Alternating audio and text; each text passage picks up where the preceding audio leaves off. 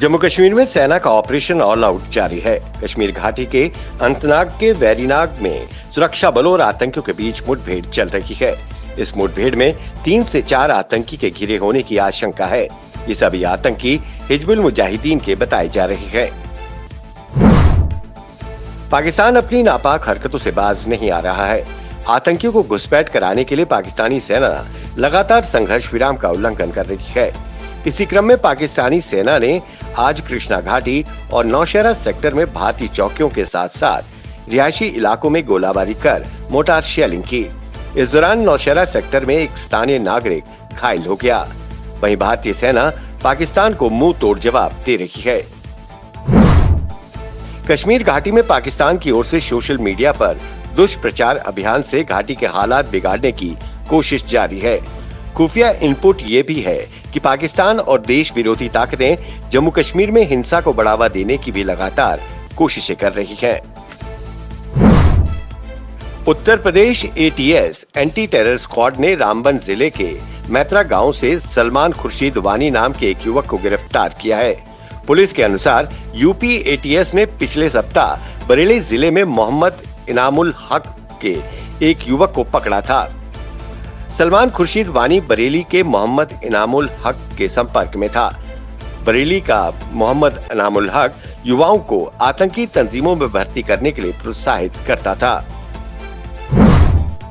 देश की राजधानी दिल्ली में जैश-ए-मोहम्मद व लश्कर-ए-तैयबा के 4 से 5 आतंकी घुस आए हैं। इसके बाद दिल्ली में हाई अलर्ट जारी कर दिया गया है। ये आतंकी दिल्ली में किसी बड़े हमले को अंजाम देने की फिराक में है। सुरक्षा एजेंसियों के इनपुट के मुताबिक ये आतंकी जम्मू कश्मीर के रास्ते ट्रक से दिल्ली में दाखिल हो गए हैं। पिछले 2 दिन से मौसम में आई तब्दीली के बाद आज भी दिल्ली के कई हिस्सों में जोरदार बारिश की खबर है। एनसीआर में भी तेज हवाएं चल रही हैं।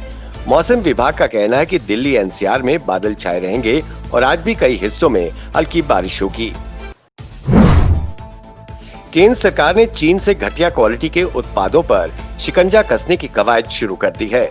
सरकार ने उद्योग जगत से उत्पादवार ब्यौरा मांगा है। इसका मकसद घरेलू उत्पादों को प्रोत्साहित करना है, आत्मनिर्भर भारत के तहत। वहीं हरियाणा सरकार ने चीनी कंपनियों के 825 करोड़ के ठेके रद्द कर दिए हैं। उड़ीसा में भगवान जगन्नाथ की रथ यात्रा निकालने पर लगी रोक के फैसले के खिलाफ 19 वर्षीय मुस्लिम युवक ने सुप्रीम कोर्ट में दरवाजा खटखटाया है। उसने शीर्ष कोर्ट से अपने फैसले पर फिर से विचार करने की अपील की है। सुप्रीम कोर्ट याचिकाओं पर आज सुनवाई करेगा। देश में दिल्ली और महाराष्ट्र में कोरोना संक्रमितों का आंकड़ा तेजी से बढ़ रहा है। महाराष्ट्र में आज कोरोना के 3,870 नए मामले सामने आए और 101 लोगों की मौत हो चुकी है। राज्य में कुल कोरोना संक्रमितों की संख्या 1,32,075 हो गई है। रक्षा मंत्री राजनाथ सिंह मॉस्को में आयोजित विजय दिवस परेड में शिरकत के लिए आज से रूस की 3 दिन की यात्रा करेंगे। रक्षा मंत्री की ये यात्रा भारत और चीन के बीच बढ़ते सीमा गतिरोध के मध्य में हो रही है। ऐसे में देखा जा सकता है कि मॉस्को भारत और चीन के बीच बड़े तनाव के दौरान मध्यस्थता की कोशिशों में लगा हुआ है। चीन का एक और झूठ उजागर हुआ है। वॉशिंगटन यूनिवर्सिटी और ओहियो स्टेट यूनिवर्सिटी के वैज्ञानिकों के मुताबिक 24 मार्च तक चीन के वुहान में 36,000 लोगों की कोरोना से मौत हो चुकी थी। वुहान में मौतों का असल आंकड़ा 14 गुना से अधिक है। वुहान में 86 शमशानों के अध्ययन में पता चला है कि शमशान घाट 24 घंटे काम कर रहे थे। भारत में पिछले 24 घंटे में कोरोना वायरस के 14,821 नए मामले सामने आए हैं और 445 लोगों की मौत हुई है। देश में कोरोना मरीजों की संख्या बढ़कर 4,25,282 हो गई है और अभी तक 13,699 लोगों की मौत हो चुकी है। दूसरी तरफ 2,37,196 मरीज ठीक हो चुके हैं। पूर्व प्रधानमंत्री डॉक्टर मनमोहन सिंह ने पूर्वी लद्दाख की गलवा घाटी में हुई हिंसक झड़प को लेकर कहा कि प्रधानमंत्री नरेंद्र मोदी को अपने बयानों से चीन के षड्यंत्रकारी रुख को ताकत नहीं देनी चाहिए। उन्होंने कहा कि प्रधानमंत्री को अपने शब्दों और घोषणाओं द्वारा देश की सुरक्षा एवं सामरिक हितों पर पड़ने वाले प्रभाव के प्रति सदैव बेहद सावधान होना चाहिए। भ्रामक प्रचार कभी भी कूटनीति तथा मजबूत नेतृत्व का विकल्प नहीं हो सकता।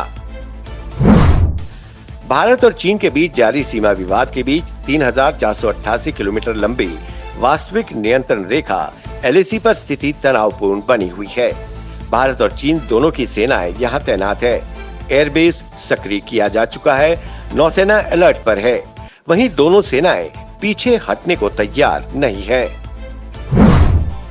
देश का उत्तरी पूर्वी राज्य मिजोरम सोमवार सुबह 4:10 पर भूकंप के झटकों से हिल उठा। भूकंप विज्ञान केंद्र ने बताया कि रिक्टर स्केल पर इसकी तीव्रता 5.5 रही। अभी तक किसी जानमाल के नुकसान की कोई सूचना नहीं है। गृह मंत्री अमित शाह ने एक बार फिर दिल्ली के मुख्यमंत्री अरविंद केजरीवाल, उपराज्यपाल अनिल बैजल और अन्य शीर्ष अधिकारियों के साथ बैठक कर राजधानी में कोरोना के मामलों पर हो रही प्रगति का जायजा लिया। उन्होंने केजरीवाल और उपराज्यपाल को सख्त संदेश दिया है कि कोरोना की लड़ाई के बीच दोनों नेताओं को आपस में टकराव की स्थिति नहीं बनानी चाहिए।